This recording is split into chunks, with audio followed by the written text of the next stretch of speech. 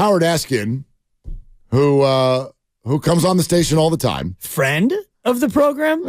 Fam, actually. Apparently, He's family. If you come on the show twice, you're family. I like that. And so Howard Eskin is family. And he says, quote, Nick Sirianni's better than Kyle Shanahan. It's not even close. That might be the stupidest thing anyone said today. Yeah. Well, I mean, there is a prevailing thought out there that Kyle Shanahan he's the one. And that's what Acho was saying with Steiny and Goo. And he's like, Shanahan is Shanahan, and, he's the one elevating everything. Called him a made man. He is a made man. Yep. And he got an extension in the middle of his previous extension, and he's never won a Super Bowl. So that's being a made man. He ran through a list that I thought was interesting and sort of, I don't want to call it fundamental, but it's a big part of the reason I've been such a big fan of Kyle Shanahan through the years. And there is a micro-macro conversation, I think. When you get frustrated with Kyle Shanahan, most fans that I hear, it's for micro. You ran Trey Lance. So that's one play. Into the ground. Yeah, okay. So that's one play, and people are ticked about it. Okay, fine. But the macro is watch the career. Watch the career.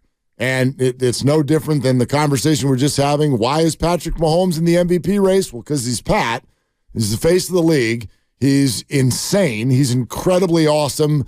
This will go on forever. The guy's going to be in the Hall of Fame. I don't think he's done winning Super Bowls.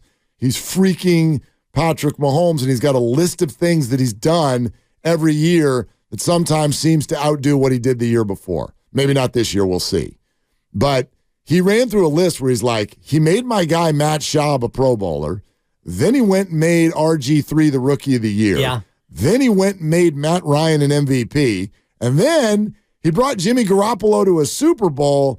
And now Mr. Irrelevant is in the MVP conversation. And when he listed that all at once, I went, that's a pretty interesting resume. It's a pretty interesting resume, and it's why I would scoff at the idea of Nick Sirianni's better than Kyle Shanahan. That sounds to me no different than Brock Purdy's better than Patrick Mahomes. That's enough for me, Doug. It's an absurd statement, but I can give you numbers today that tell you that right now this year, in a small sample, they would suggest that Brock Purdy's having a better year than Patrick Mahomes. And you go, oh, okay. So that's Nick Sirianni's been here for 2 seconds. Yeah. 33-12. He's excellent. Right. He's excellent. But this always comes down to me to be almost a foolish argument because Nick Sirianni is a great coach because he has a great team and they've won. And Kyle Shanahan's a great coach because they have a great team and now they're winning. So do you compare one coach to the other in a vacuum, or do you look at their team and what they're doing with that team and then look at them and say, yeah, you're a good coach? Steve Kerr is a great example. Is Steve Kerr now, this year, all of a sudden a bum because their team is not doing well? No. And was Steve Kerr amazing when they won all those titles? No, I mean, you can have that opinion. You can have both opinions, yeah. But the truth lies in the middle. And I am a guy who's coached at the high school level for more than 20, 25 years. And when I had teams that went 0-26, was I a bad coach versus when I went 33-7 and I won the North Coast Section Championship? I'm the exact same coach. And I would argue that my 0-26 team was the best coaching job I ever had in terms of how hard I worked, what I did with what I had, and where I took that group of young ladies from the start to the finish. My 33-7 team, I could have showed up in a coma and we would have won 33 of the 40. We were amazing. Oh, no. I mean, I had 8 seniors, and we were better than almost every team we ever played. The examples are all over the place. Luke Walton's run with the Warriors. It's like, I mean, He coaching? I don't say I could have coached that team, but I'm actually not sure that I couldn't have. They coached themselves. 24-0. All you needed to coach that team was a suit. That's it. You don't even need that anymore. Right. But back then you did. So the examples are all over the place. That's why I joked at the beginning of the week that Bill Belichick is a system coach.